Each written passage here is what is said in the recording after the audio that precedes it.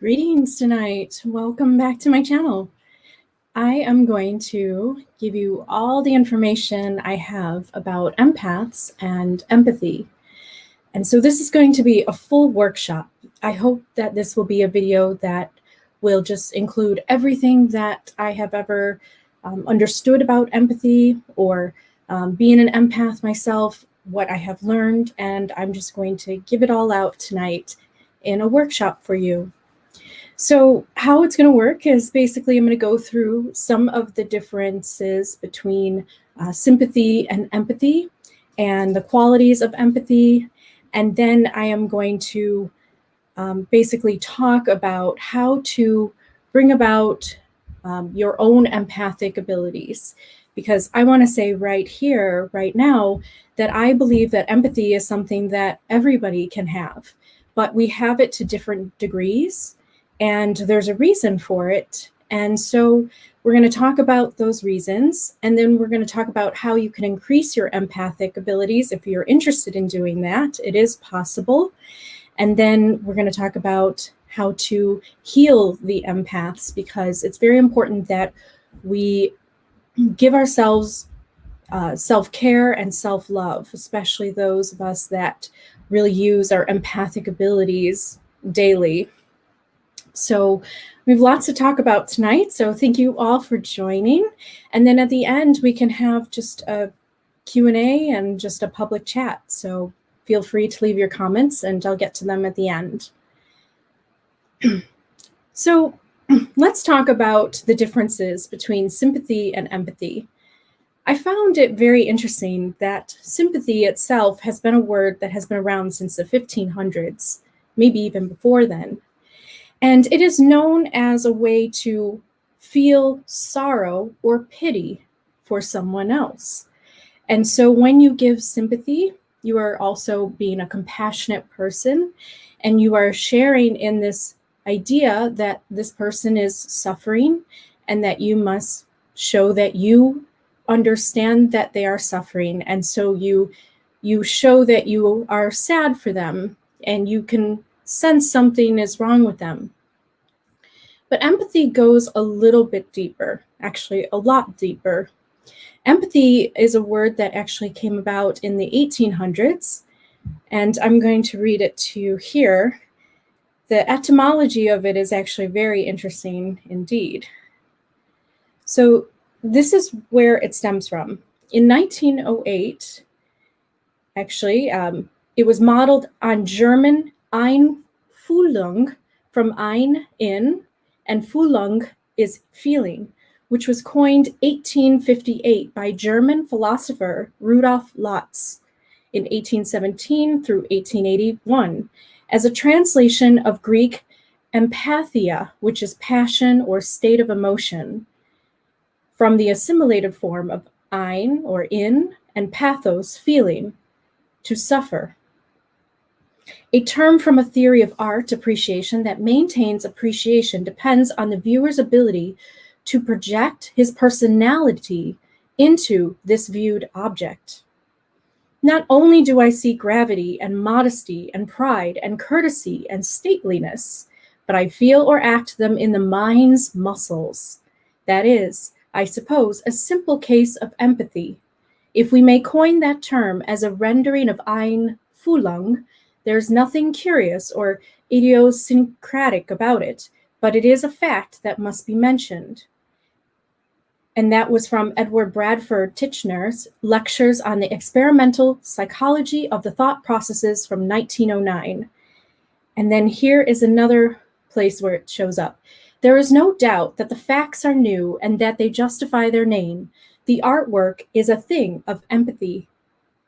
Titchener and Ward said, of fellow feeling, of inner sympathy, of sympathetic projection, of semblance of personality, all terms suggested by different writers as renderings of the German Einfühlung. So empathy actually means understanding and entering into another's feelings. So it's not just about showing sorrow or pity, but you actually enter into that same sorrow or pity, or even some positive emotions too, excitement, happiness, joy, in that very same time and space as somebody else that you are focused on. Empathy is the ability to actually have no boundaries between you and another person. In that very moment, you feel exactly as they do, maybe to a lesser degree, but you can understand what they're feeling. And you may feel it inside of you, in your own body, and it could be registered in your body through the muscles and through the way that you experience it through the brain. So empathy is a ability that everyone has, but there are higher degrees of it. So Elaine Aron was one of the very first that discovered a type of way of being in nature for the highly sensitive person. She determined that there were certain species in deer and other types of mammals that seemed to have a heightened sensory ability within their systems, their nervous systems, where they would actually feel things on a deeper level. And this means that they would get overwhelmed by outside stimuli. And it could be a very overwhelming feeling for those that are highly sensitive. So being an empath is not always something that feels like a blessing. It can also feel like a curse. So the empath's journey is to learn how to build those boundaries and to tune in and tune out. It can be a special ability that you have, and it's a great way to be able to read other people and understand what they need at the very moment in time, because you enter into their same feelings. And so when we look at characters in movies, we can see that there are a lot of examples of empaths having some kind of special ability, or they might have a power, or they might just be a very empathic character that you might resonate with and feel a familiarity with. You know, the elves of Tolkien, I would say that they all basically have some form of empathy within them. And this is what also provides a little bit of their isolation from the humans and from the dwarves and from everybody else on Middle Earth. Empaths, because they feel so deeply, sometimes they choose to pull away from others, to actually not feel what others are feeling in that very moment. So empaths have a very interesting journey in their life experience. But everybody has a degree of empathy, and you can strengthen this ability within you. And really all that it requires is for you to become a better listener of not only others, but of yourself. So we're going to talk about that tonight. So now that you know the difference between sympathy and empathy, we can get really into it and try to understand. Empathy is really going to bring on psychosomatic actual experiences, meaning that if you are with somebody that is going through something and you could feel their feelings, you will actually experience those same feelings inside of your own body. You might suffer the same feelings of tight chest, stomach aches and pains, sore muscles from stress and overwhelming tension in the body. You may feel your heart actually speed up, your pulse quicken.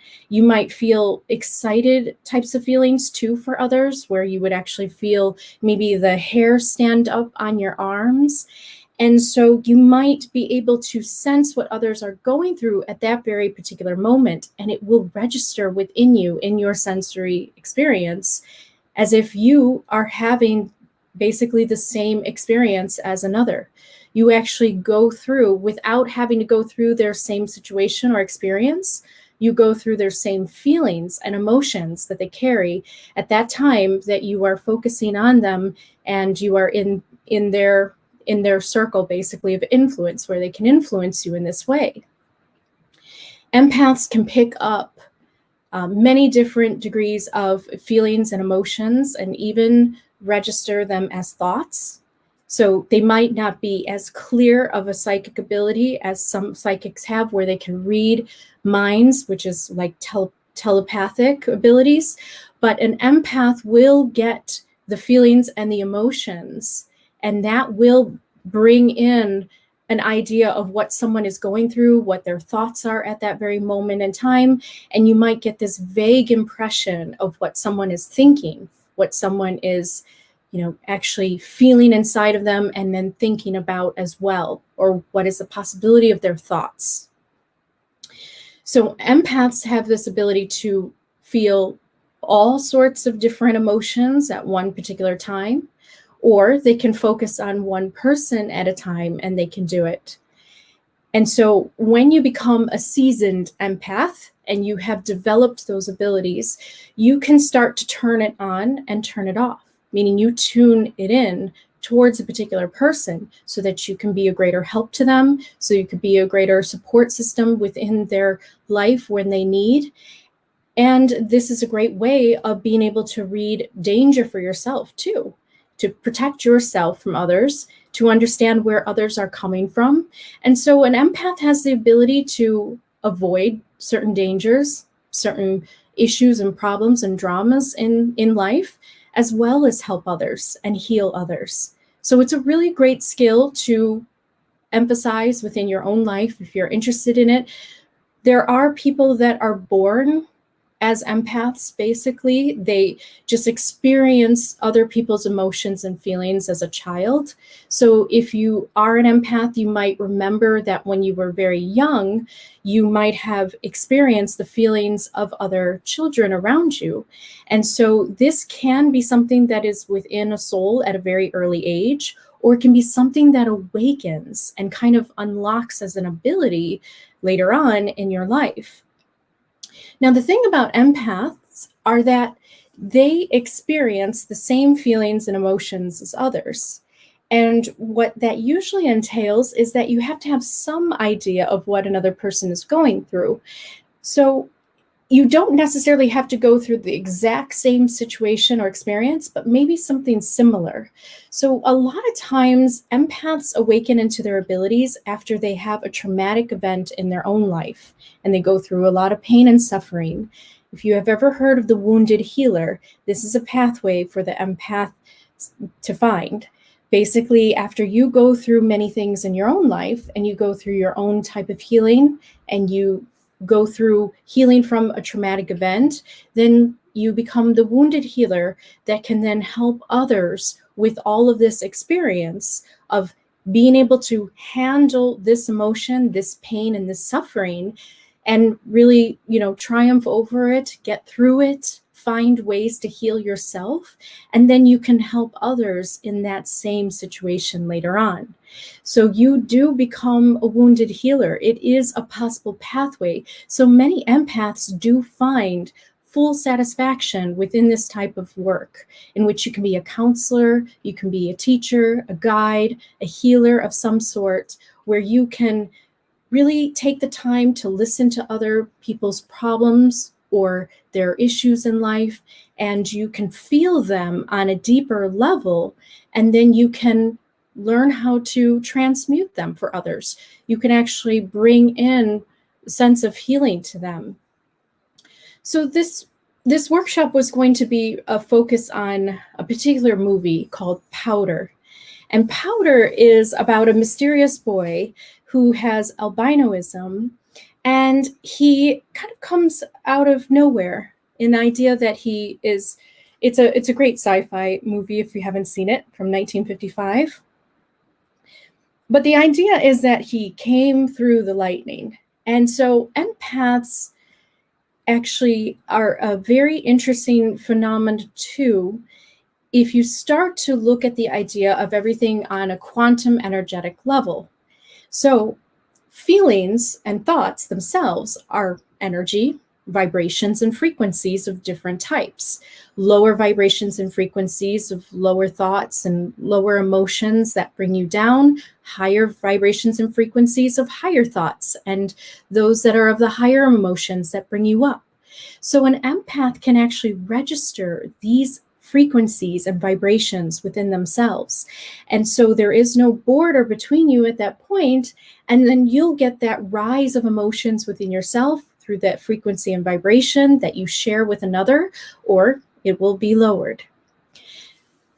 So an empath's journey, very much like in the movie Powder, can be a challenging one because as you go through life listening in on other people's feelings, you might realize that maybe not a lot will do that to you or for you. So it can be a lonely journey. And only when you start meeting others that are like you do you start to feel not so alone. Because we do live in a very busy kind of society where sometimes we don't take the time to really feel each other's emotions. An empath will actually step into the shoes of others, not always voluntarily, but actually involuntarily, where it just will happen. They'll just feel the thoughts of others. And so if you're somebody that has always felt the thoughts or feelings of others, then you know what I'm talking about at this point. And in the movie Powder, it's a wonderful way of seeing how an empath can live their life and experience their life. Powder represents the ultimate empath, one in which he's just basically electromagnetism himself. And so everything in this universe is energy. And so he represents being in tune with that energy of others all the time. And in fact, a magnet for lightning itself that carries him back into the universe, going back into his energetic state that he was in before he arrived in a physical manifestation of himself. So in the movie Powder, you see that he has this empathic ability where he can tune into the thoughts and the emotions of others. And I love the quote that he says here. Have you ever listened to people on the inside? Inside most people, there's a feeling of being separate from everything. And they're not. They're part of absolutely everyone and everything.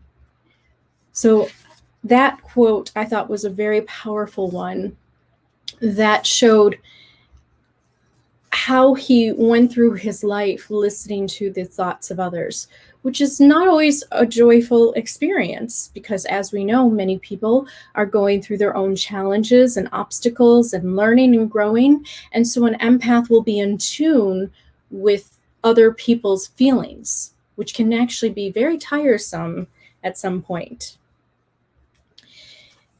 And an empath can struggle with this because it can lead them feeling as if no one understands them or feels as much as they do. And they possibly will start to feel like it's a burden and that they're suffering with this ability to feel other people's emotions all the time. And there's a famous movie, Green Mile, which has a very good example of this with John Coffey, one of my favorite empathic characters. John Coffey is this big man, teddy bear type soul that was wrongly convicted of a murder, a horrible, horrific crime. And Tom Hanks, the main character, starts to learn that there's something special about John Coffey, that he has this ability to really connect to others and feel the pain of others. And in fact, he even tells them that I feel the pain and the suffering of others. And in fact, he has this quote here. It says, I'm tired, boss, tired of being on the road, lonely as a sparrow in the rain. I'm tired of never having me a buddy to be with, to tell me where we're going to, coming from, or why. Mostly, I'm tired of people being ugly to each other. I'm tired of all the pain I feel and hear in the world. Every day, there's too much of it. It's like pieces of glass in my head all the time. So he's actually feeling the emotions, the pain, the suffering of others as almost like this pain in his mind and in his body. And so empaths will carry a lot of other people's emotions. And if you are particularly focusing on the world a lot, you'll actually absorb the emotions, the events, and things that go on in the world within your own body. So an empath has to pay particular attention to their body, to what their body is telling them, because their body will become overwhelmed with a buildup of emotions. Now, there are ways to release the emotions, to actually help to release this pent up, stored up energy that's from your own life, as well as whatever you have absorbed with others. So we're going to learn how to do that. But first, let's talk about how to increase your own empathic abilities. So if you are interested in increasing this, or just kind of checking in with your own empathic abilities yourself and seeing where you are, I wrote down some things that could help you just increase this ability within yourself. So number one, to develop empathy is really a practice. It's a practice like all things. So it takes a form of discipline, of thinking about it on a conscious level and being aware of that is what you're actually doing. Empathy is a heightened degree of sympathy, of compassion, and understanding others on an emotional level. So it takes one to be at a higher level of awareness to understand what you're doing in order to bring about this ability, if it's not in you already on a natural level where you just automatically start feeling these feelings of other people. So it requires you to be receptive to others around you and in other dimensions, possibly. If you're an astral empaths will feel the emotions and the feelings and energies of entities or spirits even that are on other dimensions than just Earth. That's what an astral empath is. So an empath here on Earth can practice to cultivate this ability and bring it about more stronger in a way where it can really be a help to others. They also can practice how to tune it out and tune it back in so that you're not constantly just kind of this open receiver for everything, because that's what it's about. It's really about you being truly open to receive this information that is kind of floating around in space in terms of this physical space of quantum energy. You're basically taking it in with your feelers, your receptors. And so an empath is one that is receptive to others. So the reason why some people are not empathic versus some that are is because those that would not be empathic to a heightened degree, everybody has some form of empathy, but to have empathy, you have to be receptive to your own feelings. You have to be okay with feeling your feelings on a deeper level so that you can be receptive of others and feel theirs on a deeper level. This is all about just being open and receiving that information. So you can practice by becoming more receptive in that way. To increase your ability is to really listen and feel other people's emotions or thoughts. You can tune into one person and you can practice doing this with just one person, or you can start to tune into everything else around you. When you tune into everything else around you, it can tend to be a little overwhelming at times. So when you're just focused on one person at a time, or maybe just a few, that can really be very helpful to you so that you're not overwhelmed with all these thoughts and emotions that you generate within you. But what you do is you basically start to notice everything about another person. And this is about your observation skills and your listening skills. So it's about looking deeply into another person's eyes, listening to them, watching their body movement, the way that they move, looking for hidden signs or signals of things that they're not saying versus things that they are saying. So you're looking at the underneath context of what they're talking about.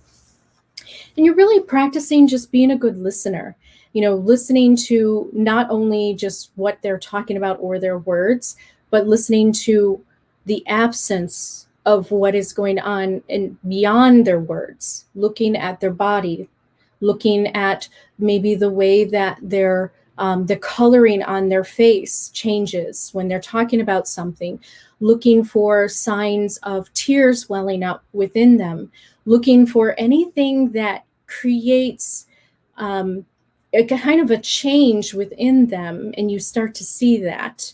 So this is how you can start to practice this ability, is by paying very close attention to those around you and really being receptive about that. Number 2 is practice understanding your own feelings more to recognize yours from others.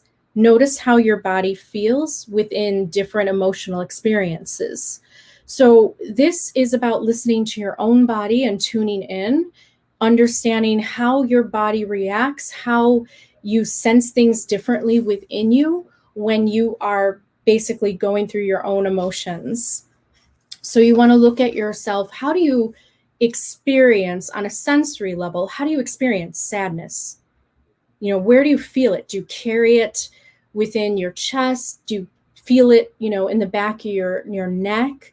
Do you feel it, maybe kind of welling up underneath your eyes? Where do you feel that in your body? So you pay more closer attention to your body from where your emotions arise when they first arise, because your emotions will they arise from one energetic center, and usually they are connected to the chakra center. So if you know that system of the 7 chakras, you can start to understand where things arise from, such as the solar plexus, where the stomach is, and the solar plexus. If you tend to have stomach aches, that can be a place where it's coming from the self-esteem, because the solar plexus chakra level is all about your self-worth, your self-esteem. It is the physical ego still, and you're basically experiencing emotions from that place. So if you experience stomach aches, if you experience a tightness in the solar plexus in that area, that can indicate that it has something to do with your self-esteem, your self-worth, feeling lack of confidence in something. Maybe you were hurt by someone who said something and really hurt your ego in that way. So there is a way to notice where emotions rise by knowing the 7 chakras and understanding where they come from in the body in that way. But notice within yourself. So you become a good listener to your own emotions first. And then that's when you can start to hone in and tune in on others, because we are all interconnected. We do really share similarities. And so when you start to recognize the emotions within your own body, you'll be able to recognize them when they arise in others. Number 3, practice jumping into the shoes of others' perspectives. And this is about trying to see their side of the story, trying to get to how they feel. And so this requires you to be a good listener, where you can start to listen to another person's their view, their point of view, and their perspective, trying to imagine their life from that side of point of view as they talk about something happening in their situation.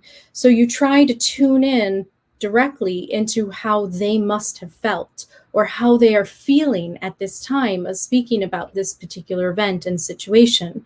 So at this point, you're kind of jumping out of your own experience, and you're jumping into theirs, and you're tuning into their emotions and their way that they're feeling things. So that's how you start to really hone in on this skill and practice with it.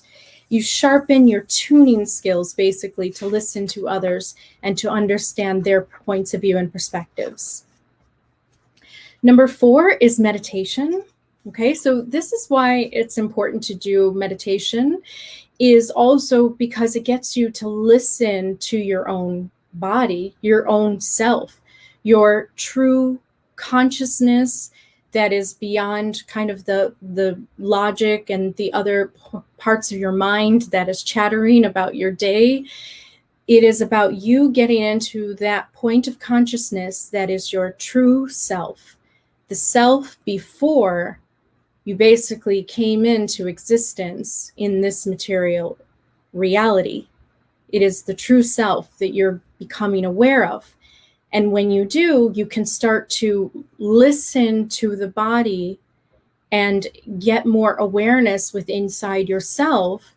And then that will bring out more of this ability to have awareness of others outside of the self that are really connected to the self, because we are one on an energetic level, but we also are very different in how we experience things. So part of the experience of the empath is to either think of it as a burden and a struggle to experience the emotions of others, or to start thinking of it as something fun, a way to experience life from the perspectives of others, to understand them and to hone into this ability and use it as a skill for your life to help others.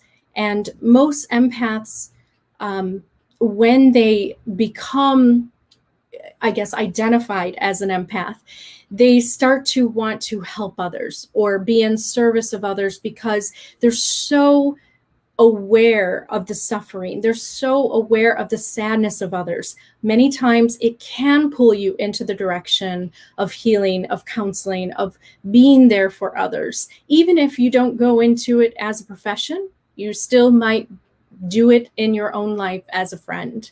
So that's something to keep aware of. I said this, that listening inside of you helps you become a greater listener of others' unspoken and spoken words. So you really hone into this listening skills when you're in that meditative state. So if you do your meditation daily as a discipline, and you really get into this place where you could be still and quiet within yourself and on your own time, well, then you could be still and quiet for others as well. Number 5, being consciously connected to nature and tuned into listening to not only human emotions, but the thoughts of instinctual needs of nature around you. So this is where you could start to hone in your ability within nature. You can actually use it to understand the needs of the birds, the trees, the plants. You actually can tune in to their needs on an instinctual level, not so much an emotional level, although certain animals, I do believe, do have a range of emotions, and those are the ones that we will experience as having emotions within us.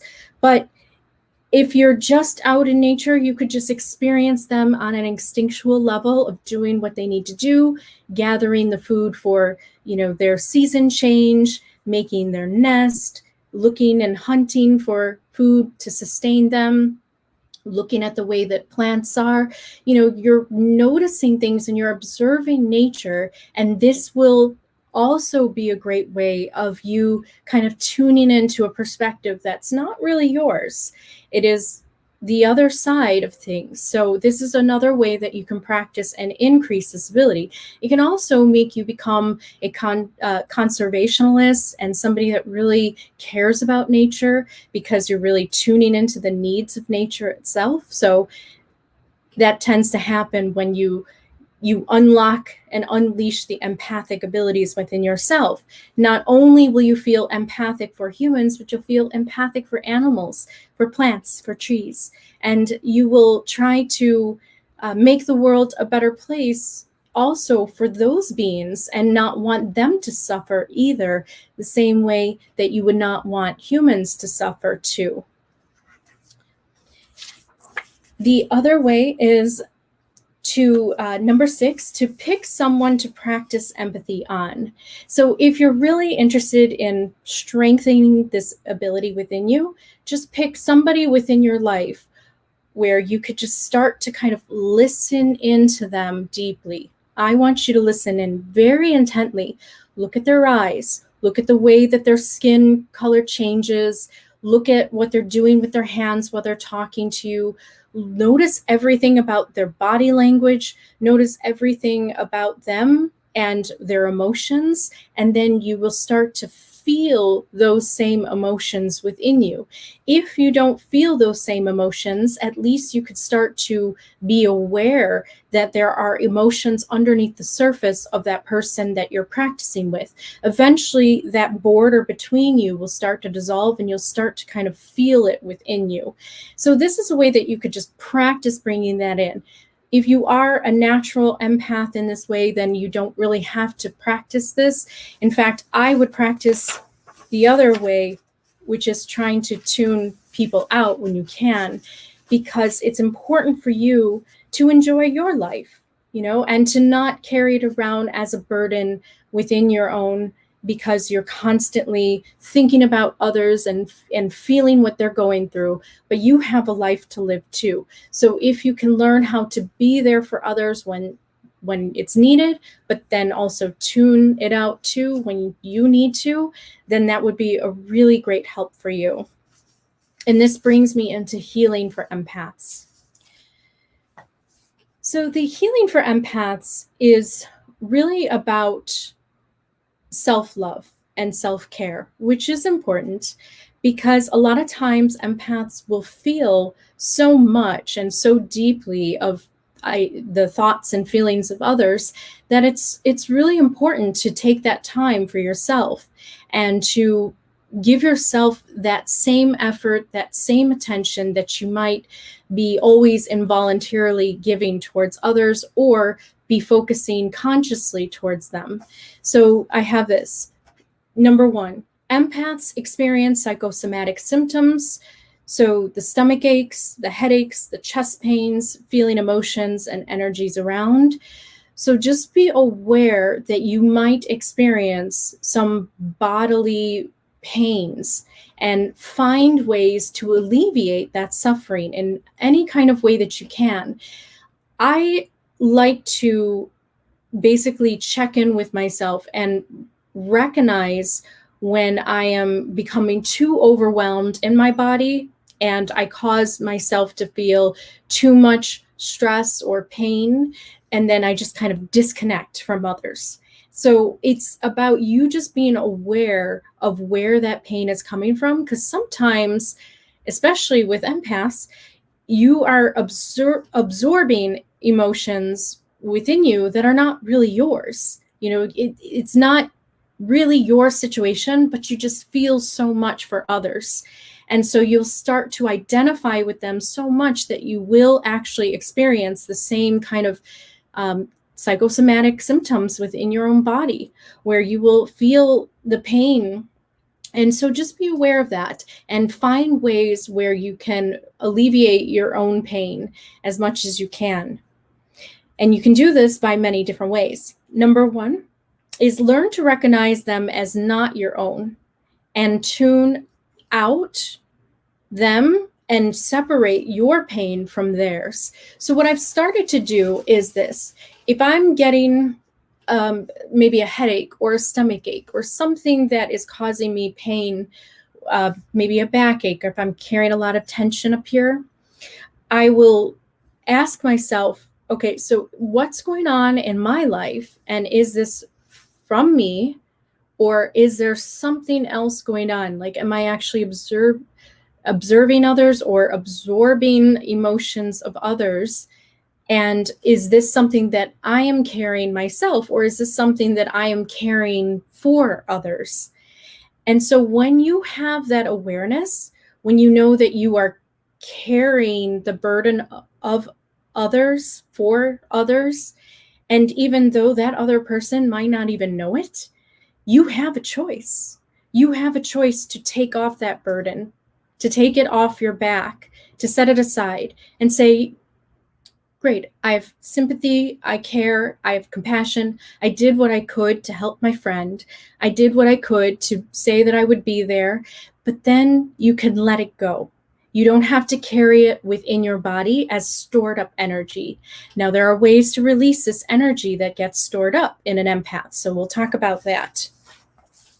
Number 2, so take social breaks for yourself. Okay, so this is important. Relax and do things that are fun with yourself or with loved ones or friends that has nothing to do with you really trying to read others or being in a situation where you're called to read others.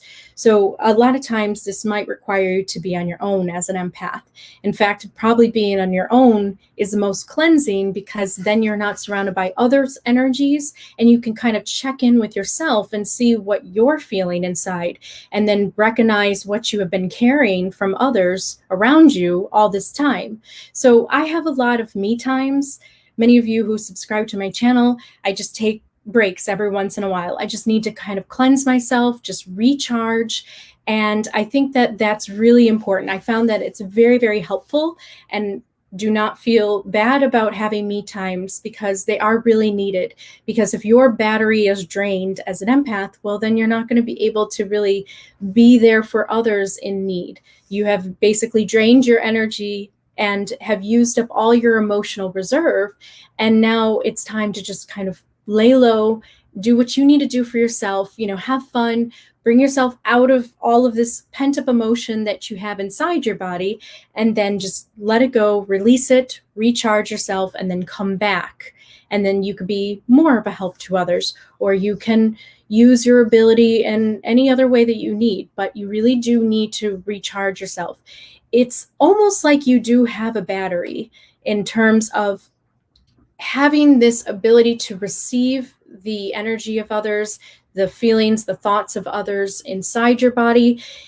You can overwhelm, and it's almost like you can short circuit yourself. You can feel that within you, where you just too much, just too overwhelming. So know when you reach that limit. But before you reach that limit, make sure that you schedule in me times. Empaths need a lot of social breaks away from others, and maybe with one friend that you know that maybe is just going to be somebody that you could just have fun with and have a good time with, and you're not necessarily having to read into and feel their emotions at that particular time. Number 3 is get a deep tissue massage, relaxing warm baths, soothe your muscles, and aromatherapy. Okay, so this all is important because you are a sensory experiencer. Basically, you're experiencing everything within your body.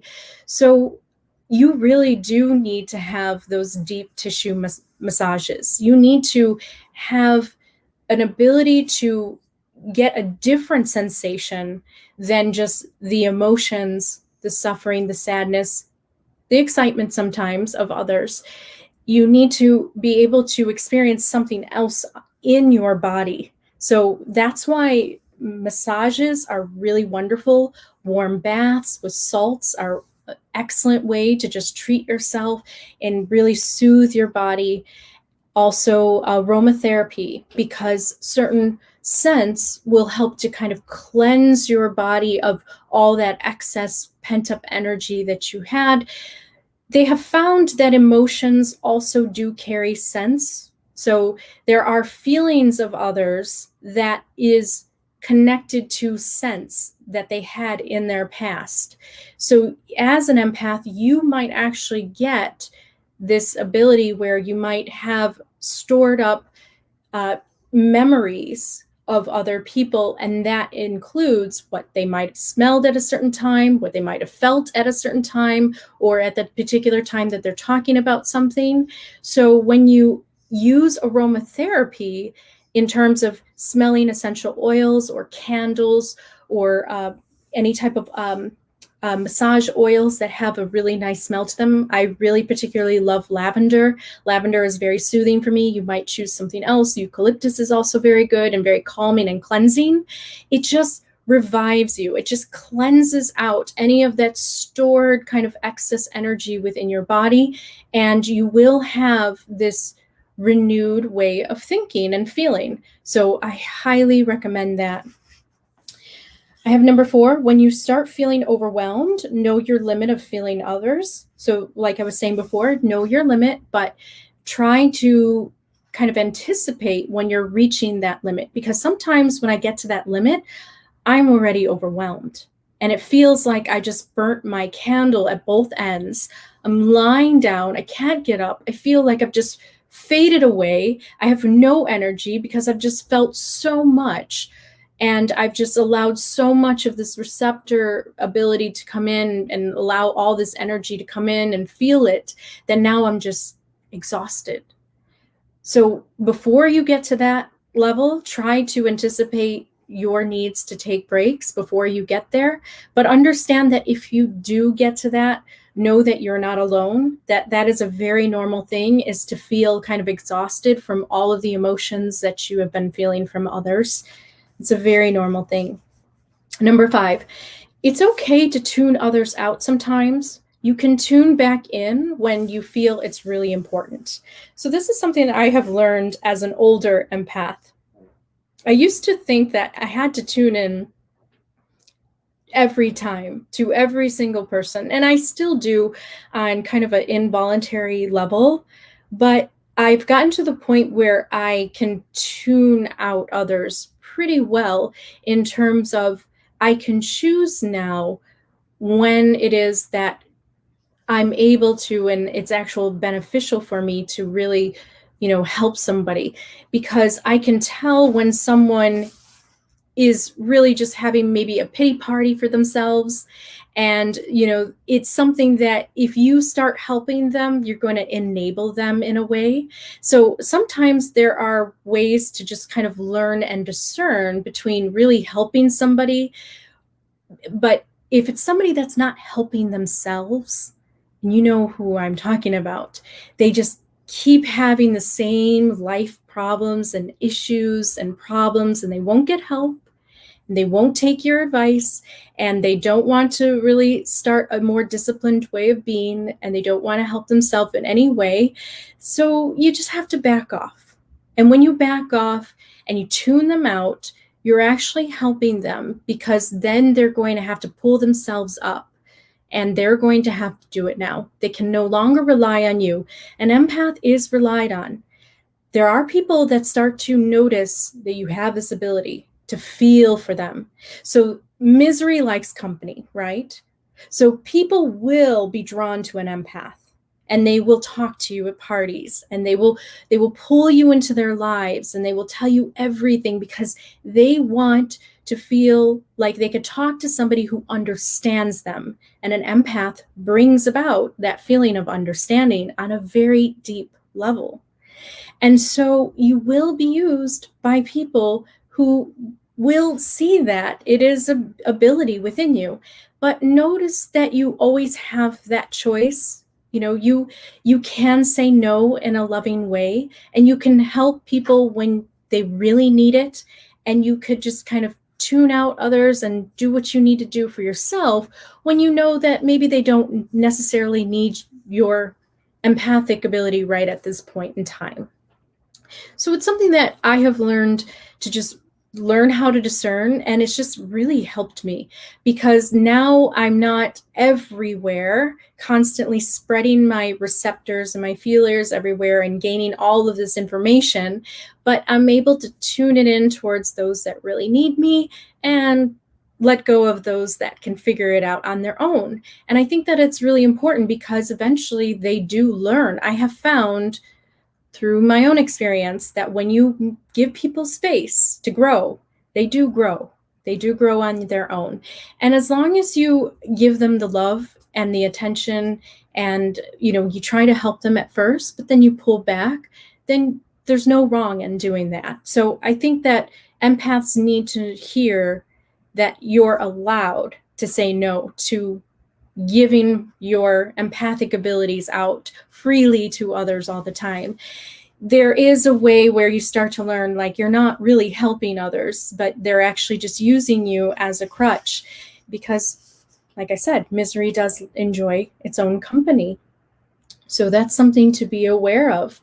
And you really do start to help those that really do need your help, and you let those that maybe can figure it out on their own, they grow stronger on their own.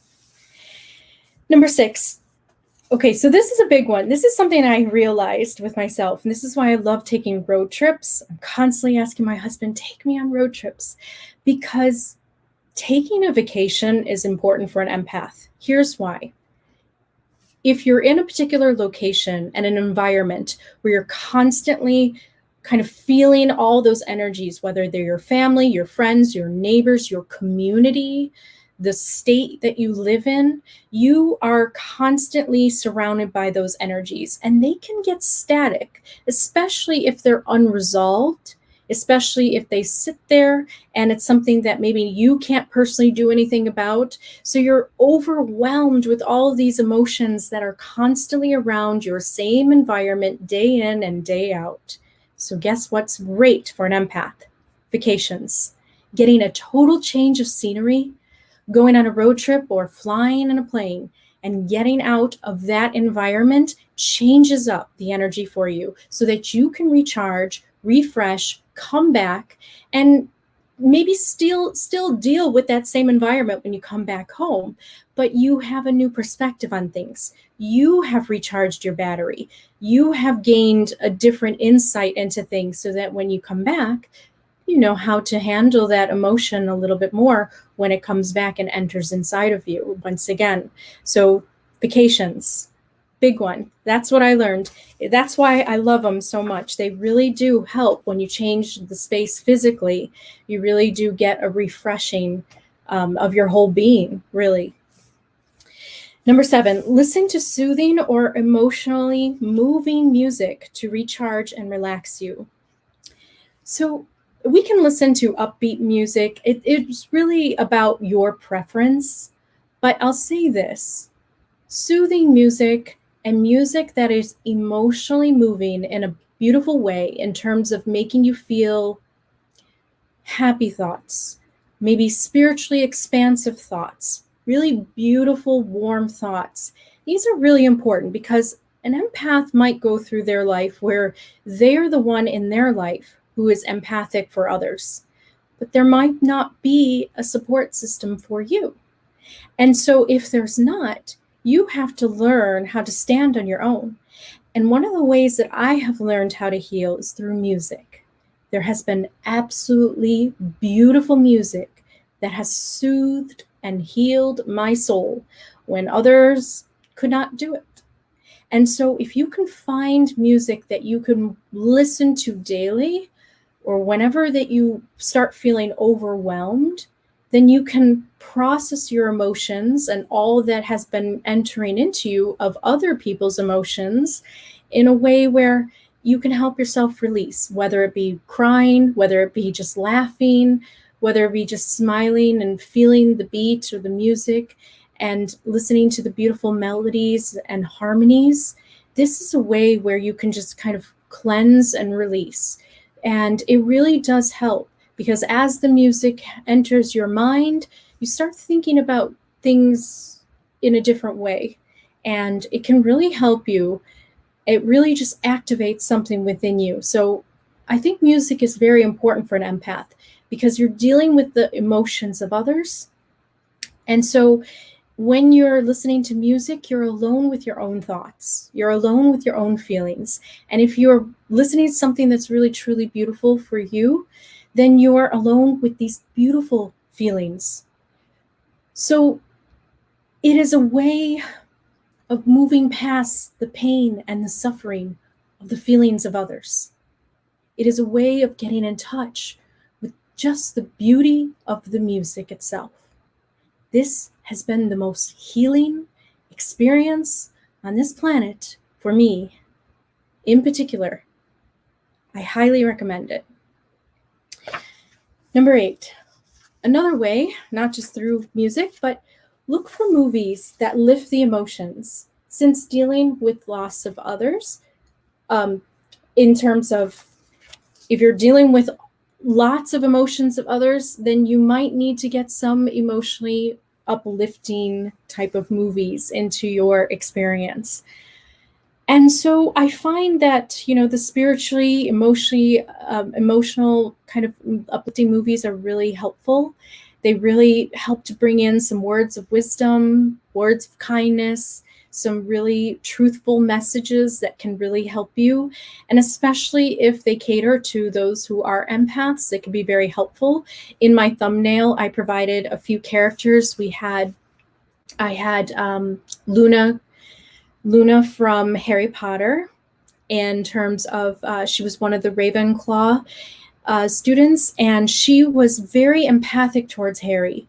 She was the only one that could really understand what Harry was going through with losing his parents. And she said a really beautiful thing. Several of her quotes are actually really emotionally beautiful, I think.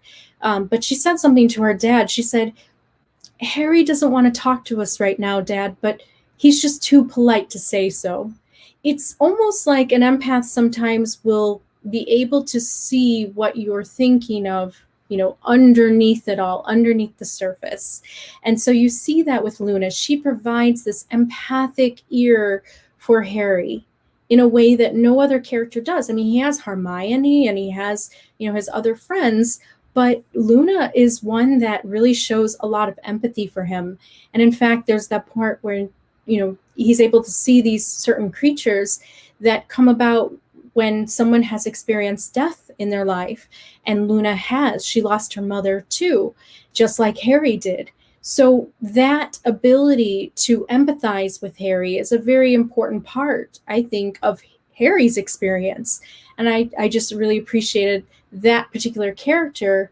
And so when we watch movies that have those characters as an empath, we can feel understood by others. We can feel some kind of resonance and familiarity. So if you can find movies that are uplifting for you in that way, it can really be helpful. The other one I put was the Powder. That was the bald guy. And the albino, he is in the movie Powder from 1955. Highly recommended if you want to watch that. And we have Musa. Musa is the one who is from the new Winx saga. She's a fairy. She's a mind fairy. So she's an empath. And she is having a hard time listening into the thoughts and the feelings of others. So she starts listening to music all the time. And she's just kind of learning how to deal with her abilities in that show, in the Winx saga. I have a video about it if you ever want to listen to it.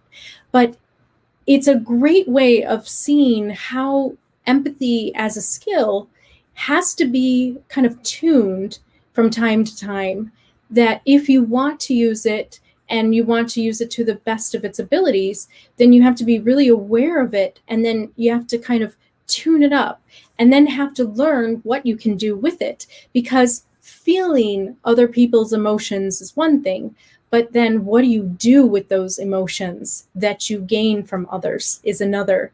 And so Musa is learning how to heal. She's learning how to transmute and basically change the emotions of others, not in a manipulative way, but in a healing way to help others that she feels. And the other character I had was 11 from Stranger Things. I love that show, Stranger Things. And 11 is kind of the ultimate empath in the idea that she represents a similar type of character that Powder represents. Just like all of us can have many different types of abilities and skills within us in terms of the psychic abilities, 11 has telekinesis, and she's able to move things with her mind. But also in the show, you do see this ability where she connects to people emotionally. She might not be able to talk, but you can sense that she's feeling the same things. And the reason why I think she can tune into the other dimensions is because she is an astral empath, just like Luna is too, to be able to see these mythical creatures that only come to those that have lost somebody. So I believe that 11 is an astral empath where she can actually tune in to the energies, the vibrations, and really receive visions and images from the upside down dimension, which is another dimension in the show Stranger Things. And so telekinesis is the ability to use the mind to move things without touching them, just with the mind itself. And so if you are an empath and you're receiving the emotions and the energies from others, eventually what you might be able to do is be able to use that same ability of receptiveness to actually output And so that's where telekinesis starts coming in. I believe that telekinesis is basically a level up from empathy. It's like the next stage. Basically, you learn how to actually push out that energy rather than take it in all the time, but you're pushing it out. And when you're pushing it out, you can start to move things with your mind. That's the idea of telekinesis. So that is just a little bit of hint of those different characters, but I highly recommend if you are an empath, just watching those different movies to help you see the way that they behave, and you might feel some resonance with them, and that might help you. The other thing I wanted to say, I have one more, and then I have crystals that will help you. So number 9, this is a big one. This is what I have learned in my life. When I look back in my life, like, why did I take martial arts? And why do I do yoga? And why did I do Tai Chi? Well, for an empath, because we store these emotions within our emotional centers, and this is related to the chakras, so if you know that system, it can be really helpful. That's why doing yoga, Tai Chi, Kung Fu, martial arts, gymnastics, anything that has to do with actually releasing and pushing out that energy, not so much in a telekinesis way, but in a way where you're actually releasing and kind of cleansing the body, that can be very helpful. Movement in general for an empath is very good because it helps with the static and stored energy that you receive from others and absorbing all these emotions around you, not only of your own, but of others, of course. So those I have found very helpful in my own life. It has given me a sense of strength and ability. As an empath, you might deal with, before you're really aware of what you have, you might think that you're weak and you might be called too sensitive. And empaths do get bullied at times when they are younger because they might feel so much. And society has a way where it looks at, if you feel too much, we're getting better, which is great. But in the past, if you felt too much, I was personally called too sensitive. Like, that was actually said to me, and it made an imprint. And now I realize, well, I'm too sensitive. Well, I'm going to use this. And so I turned something that I was bullied about into my greater power. And so empaths might experience, before you are aware of your power and your ability and your gift, you might experience yourself as having a weakness.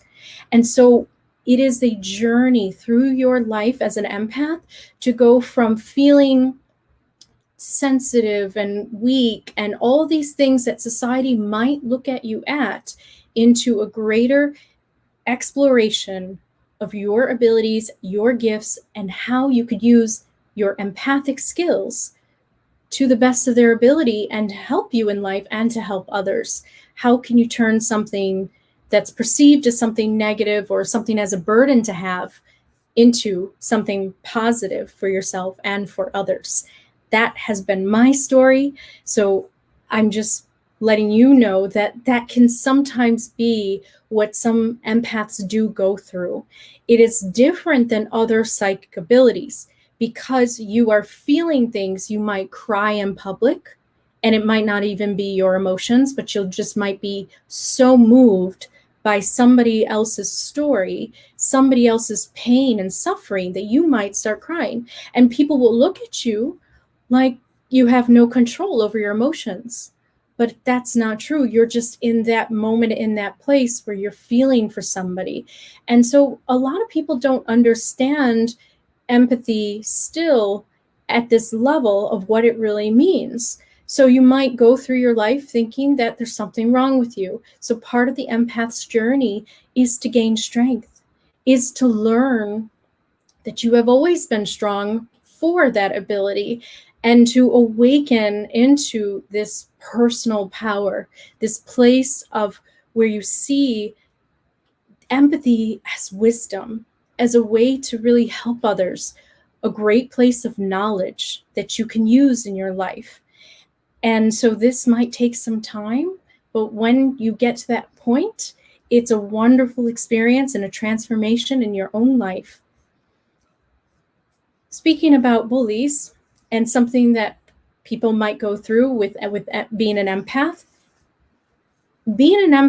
you might be a target for those that might have an inability to feel their own emotions, which is what narcissists are. Narcissists are those that push down, repress so much within themselves that they're only looking at the surface of things. So they start using people like objects. They're not in touch with their deeper sides of themselves. And so they might be drawn to an empath on a subconscious level because you provide a window, a mirror to them, a reflection of something that they're not. You are in touch and in tune with emotions, and they're not. And they might use that to its advantage. They might take that, for granted. And the empath and the narcissist have a dance of intimacy. Many times, empaths and narcissists will be in a romantic relationship that can last for years and years. And it's not necessarily the healthiest one. So an empath will gain the ability to say no to a narcissist, to help them realize who they really are deep inside, help them go through their experiences. But what you might find is that somebody who might be exhibiting narcissistic qualities just has some healing to do.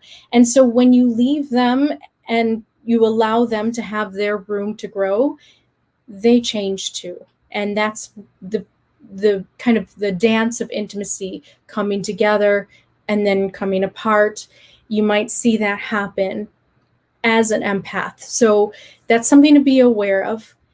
There are some empaths that might never meet narcissists, but just letting you know that is sometimes very much what people are attracted to. They are attracted to their opposite because you provide something that they are searching for, something that they are looking for. And in knowing you, you might help them in some way, but at the same time, it might be better for you to not be in that type of relationship. An empath really would feel more fulfilled with a person that could either be on their same level of empathy or at least have some ability to be in touch with their own emotions and the emotions of others. I think that that is something that an empath is always looking for in a relationship, somebody that can understand their feelings as well as what other people are feeling. And so if you're with somebody who's more perceptive in that way, it can be a very nice give and take in a relationship. So that's just something to be aware of. And that might be an empath's journey to learn how to let go of those relationships that pull you in to the dance of intimacy between those that are not emotionally available. An empath is quite literally the personification of emotionally available. And if you're dating somebody or with somebody that is emotionally unavailable, it can be very painful for an empath because you're constantly trying to feel, trying to heal, trying to help them, and they don't want that help. They're not at that place yet. One day they might, but not at that place yet. And so it can be very frustrating in a relationship when you are an empath and you're not with somebody that has even kind of awakened their empathy because they're so afraid to feel their own feelings. They're so afraid to feel something that's deep down inside of them that has happened in their past or has happened throughout their lives, and they just want to repress. Part of being an empath is being really available and really receptive to emotions in general.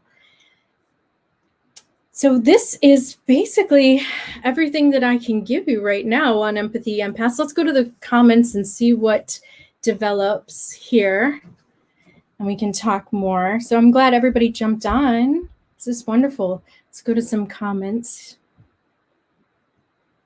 And we have, yes, H7 Opolo, communication is 90% nonverbal. Pretty much. There are some people that are very, surface with how they feel, and they might say exactly how they feel, but everything else is nonverbal cues. You just have to kind of look underneath all of that. So when you can start to hone in on that, you can really bring that into sharpening that ability within yourself. Megan Howard, welcome. You're new to the channel. I'm glad that you stopped by today. That's great. I'm glad that you were called to this, Megan. So tuning people out was hard for me, filtering through which emotions are mine and which are not. Yes, it takes a little bit of time. It does. Younger empaths, they might go through this time where they're just constantly overwhelmed by these feelings and these emotions of others. And then eventually they'll get to this place where they're like, well, I have a choice. I don't have to really feel everything at every single moment in time. And then you can start to kind of be a little bit more choosy, I guess, in a way of, where to direct that energy, that receptive ability. And then Megan Moore, the first time I felt someone else's energy, I had a mental breakdown over it. A new boss was anxious, and I became anxious and worried about a baby. I lost my my bananas when he said he has to leave. His wife and newborn were sick. Yeah. Yes. That's the thing, is that you will experience it as your own symptoms within your body. Uh-oh, something happened there. You might think that you're ill or you're, getting sick or something, but it's really just you are just absorbing other people's feelings. And when you recognize that, it's like, what I found is that when I can recognize it, that it's not me and I'm not getting sick, or I'm not feeling this way because of my emotions, it goes away. It dissipates, or it's not as, I guess, prominent within me anymore, because then I realize, oh, that's theirs. And wow, I feel for them. I really do. But okay, so I don't have it inside of me, and I don't have to deal with this right now. And that can happen on your own time when you're at home, when you're on your own. So it does take some time to discern between the two. Absolutely right. Yeah. And it can be a shock when you first start feeling it, when you first start kind of awakening to receiving the energy from others that's outside of yourself. I mean, everything is basically shared energy, but you will experience an empath's experience in life, and life journey seems to be that we get the experience of others' energies and feelings. And that can be a really interesting way of experiencing life. And, there's this idea in Powder where, because I forgot to talk about this, about the idea, like, is this the future human? Well, I would say that every human to a point is empathic. And I was thinking about this. I think that there are different types of advanced beings out there and species that would be all empathic. Like when I did the video on pearls, on Valerian, that was a good example of characters that were all empathic. I think the elves of Tolkien could be seen as all empathic. But I think that there's diversity and there's always variety. So we may not see all of humanity have the same level of empathy, but I think that there will be an increase in empathy. I think that the internet helps with that, because people are really hearing each other's stories and learning of each other's kind of plights and sufferings in a way that they might not in person, because sometimes people are afraid to talk in person. But when you're behind a computer screen, there's more this invisibility. And so there's more of this shared emotional response to each other. That is what I have definitely seen. I mean, people are very sympathetic and, if not, empathic too, over the internet for each other. And so this is something I think that will develop more as we tune into it and as we allow it. And but some people will always have it to a more heightened degree. And like I said, it's not always a blessing. It can feel like a curse. But when you start to focus on how it can become a gift and an ability, that's when it can become really useful for others. Merlin, yes, it's not up to us to use our abilities to take on the pain as ours, but understand them and show compassion. Yeah, I mean, it's one thing it can be very helpful to feel the pain of others. It can be very good in certain professions. I would say that empathy can come very, I guess, beneficial for those that are in any kind of profession where you have to listen to people and you have to really understand people on a deeper level. You can use those empathic abilities in any kind of profession that needs to have that happen. But you're right, you don't always have to carry the suffering of others within you. And so once you start to discern between that, you can help yourself a little bit, because it can be very overwhelming for empaths. It really can. Megan, again, but as healing and helping people move past, it's not the same feeling with everyone. My ex-boyfriend, his pain wasn't for me to touch. I've had other friends that I've been able to shift. Yep, that's exactly it. It's like some people are just, you're better off giving them room to grow. You're better off to give them their space that they need, and then they will come through it in their own. And my husband's like that too. Like sometimes he just doesn't want me helping him because he never really listened to people in that way. He always kind of did things on his own. So you have to kind of understand, and being an empath is also about being respectful of other people's needs, because you feel what's going to alleviate their suffering, and what will alleviate their suffering is also what can bring about their healing. And so you can give them that space that they need. You could be there for when they need, but you kind of know, when to be there, when to not, when you're becoming a burden, or it's too much, they're not ready for that. They're not ready for that emotionally, because you're dealing with people in their comfort level. So that's a really big thing. Yeah, just giving that space.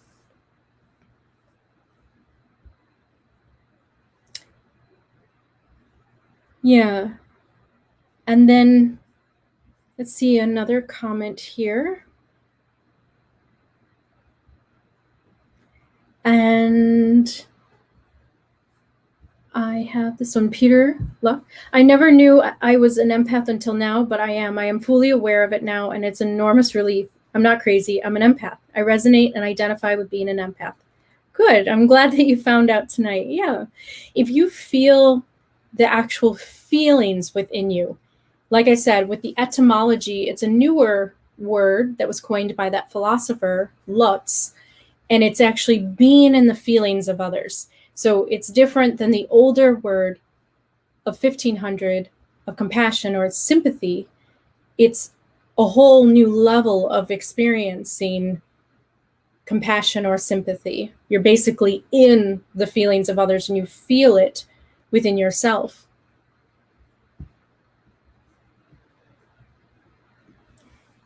And then, oh, that's a good one here. And then Megan, Peter, I despise people who say you're crazy because you're sensitive. Sorry if that's been a thing in your life. Yes, it's true. It's true. I mean, I was called too sensitive. It can happen. Definitely can. Because people might not understand how you can feel so much. They're just not at that same level of receptivity within themselves. So they might think that you're crazy or there's something wrong with you. And so an empath's journey is to really learn that there's nothing wrong with you, that you can actually use this as a gift and an ability. Everybody has their certain gifts, their abilities, their ways that they can apply themselves in this world It takes all types of souls to basically make this world go round in this society, to build this society. So empaths are those that are really needed to be able to listen and understand people on a very deeper level. And so I think that this can be really used in a lot of different professions. Not everybody is going to need to use this skill, although I believe that it can come handy in life, because just understanding and relating to people more, well, it just, for me, it just has made more friends in life, less enemies. You learn how to navigate between, fights and disagreements and conflicts. So it can be very helpful in that way too. Oh yeah, it definitely can. Peter, no, you are not crazy at all. No, you're not. And it just is about, that's actually just the moment of awakening when you just realize, like, okay, this is real. This is something within myself. And then that's when you identify yourself as an empath. So there are people that might have empathy, but they might not identify as an empath. Identifying as an empath is taking it to another level where you're ready to kind of enlist yourself as a light worker, basically, where you're aware of your ability, you're aware that you have this, and now what do you do with it? What do you do? How are you more aware of it, and how can it help others or help yourself at the same time? So identifying as an empath, it just moves you into the next phase of your existence in many ways. Oh, Megan, that's so sweet. I look like Liv Tyler. Thank you. That's sweet. And you see 1111 everywhere, Megan? I have a video for that if you're interested in watching. I saw 1111 too. To me, it was my wake up about maybe like 18, 19 years ago now. I saw 1111 everywhere. Yeah. It's the patterns that you recognize in your life that kind of start to get you to wake up to things. So that's neat that you see that too. Nothing is a coincidence to me. There's a reason why you found my channel then. Peter Luck. Yes, I agree with Kung Fu reference. I have started training in Kung Fu. It's energy movements, yin and yang. It's wonderful because when you are an empath, you will store the emotions in the different energy centers, in the meridian points. And so acupuncture, deep tissue massage, all that will help to release that. And if you're doing Kung Fu movements in a nice flow, or yoga or Tai Chi, or even martial arts, it can be very helpful to release it, to let go of everything. So I took martial arts for years, and that really helped me. It also, if you are such a sensitive person, getting into your body in that way and becoming very physically fit and just being really aware of your body and your movement, it can make you feel very capable, because you might go through your life thinking you're sensitive and you're weak and, oh, you're crying at everything and you're feeling so much. Well, then being really physical and in shape and doing things that you want to do and feeling like you can accomplish much physically can really balance out that feeling of just being very emotional. Then you're in your physical self too. So it's a nice balance. Like you said, that yin and yang. Absolutely. Megan, my kindness is not weakness. Yes, exactly. It can become a superpower. And that takes some time to kind of realize. It is really sad that we have lived in a society. I do think that we're getting better. I really do. I think that our newer generations are getting better at recognizing the emotions of others. And part of that is because we have so much of human rights movements going on with people that, basically are trying to express themselves differently. And they're trying to say, here I am, and I'm different, and this is me. And so people are becoming more sensitive to that. And so that helps with the bullying, I believe, that was going on in the past. So I do feel that we're going to get better at that, where our sensitive children, our highly sensitives, our empaths, will not maybe have to experience that. The newer generations will become more sensitive, I believe, to that. And then Megan, my stepdad calls people like myself a doormat. That's so true. Yes, people do say doormat, too sensitive, weak, pushover. And that's not the case at all. And the moment that you realize and no longer take in those words that are inaccurate and they lack wisdom, they really don't truly understand empathy on a very deeper emotional level. The moment that you realize that that lacks wisdom, that holds no real reality to who you are, that's when you start to go more into your power as an empath. It really helps. So I'm glad that you started to see that and just kind of, just basically you just have to tune out your stepdad in that way. Because reality, I've said this on other videos, reality is really interesting, where everything is a mirror. We're supposed to learn and grow from everything that we see and observe, and we're always on this constant growing journey. We're like plants. And the thing about that is that we will have in our lives mirrors that are showing us our true selves, really who we really are deep down inside, and other parts of mirrors that are just reflecting parts that are not ourselves, and that's something we have overcome, we have moved on from. And so it's a temperature check within our emotional body and our spiritual development to see how far we have come. So that's why we meet those that don't necessarily reflect who we are any longer. And when we recognize that, like, that's when we start experiencing our self-growth, our spiritual development in a really big way, I've found.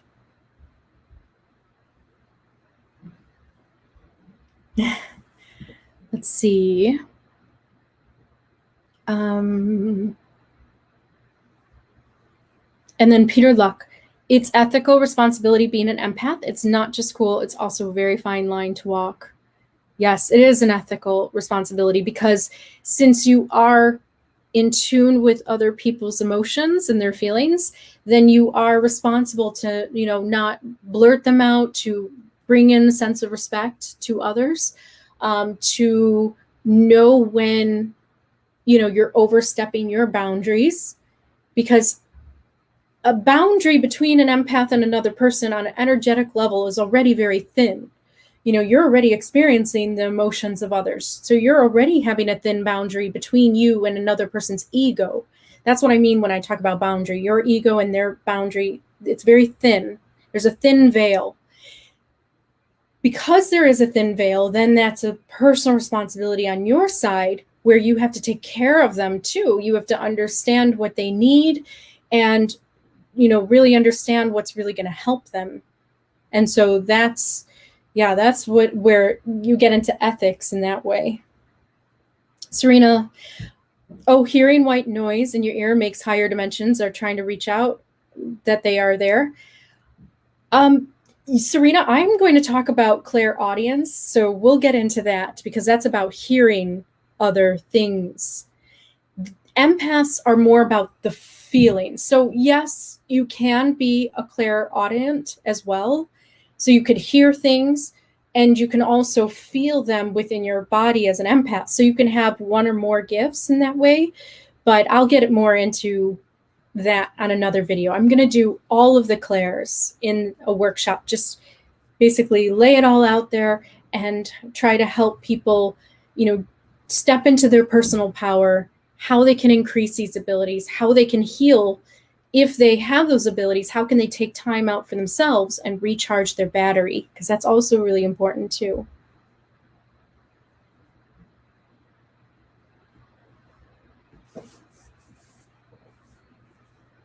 And Naren, this reminds me of the second trial of the Southern Oracle of Never Ending Story, the whole mirror conversation. Now I'm going to have to watch Neverending Story. I haven't seen it in years. That'd be interesting. Okay, I'll pay attention to the oracle this time. Peter, look, this is my second awakening, and I suspect it won't be my last. Nope. Enjoy the ride. We have so many. It's a really beautiful journey of just increasing. It's just wonderful experience when you realize that, enlightenment or this place of ascension in terms of awakening is not just one place. It's not just one moment in time. It is many. And it is just such a beautiful experience of expansion of the self, really. It's really what it's about. So yeah, just enjoy the ride and not so much the destination. I believe the destination is all the same.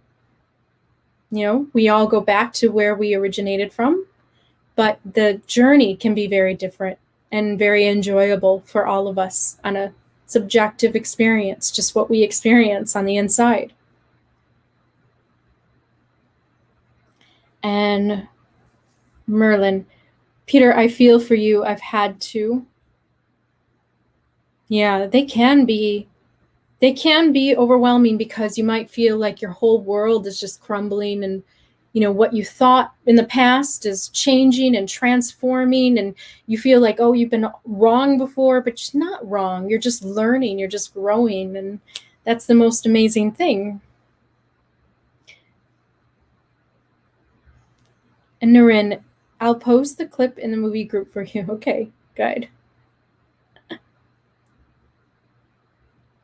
And Megan, that's what I say about religion. All roads lead home. So enjoy the journey. That's wise words indeed. It's true. It's definitely true. Well, I think I provided everything I could on empaths in this one video. If I forgot anything, or if you want to leave your comments down below and give us your experience as an empath or somebody that is awakening your empathic abilities inside you and what you have dealt with and struggled with, I think that we help each other in this. We can support each other. It's wonderful to meet other empaths, because then you know that you're not alone and you're not crazy, and that what you do feel inside of you is really true. And when you start to learn what to do with that, then that's when your life starts to change and you start to move into a new direction of purpose. And that is something that can really help you in life, feel fulfilled in your soul. Because if we really get down to it, the reason why you're an empath is to experience yourself as one. So enjoy the journey as an empath, and I'll see you all on another video of other psychic abilities that you can awaken to within. Take care, everyone. Thank you for stopping in. Bye-bye.